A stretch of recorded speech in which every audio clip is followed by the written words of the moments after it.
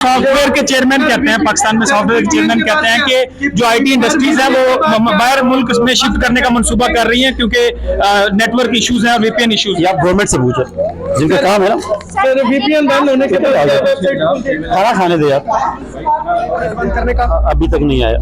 Sir VPN की registration का क्या तरीकेकार?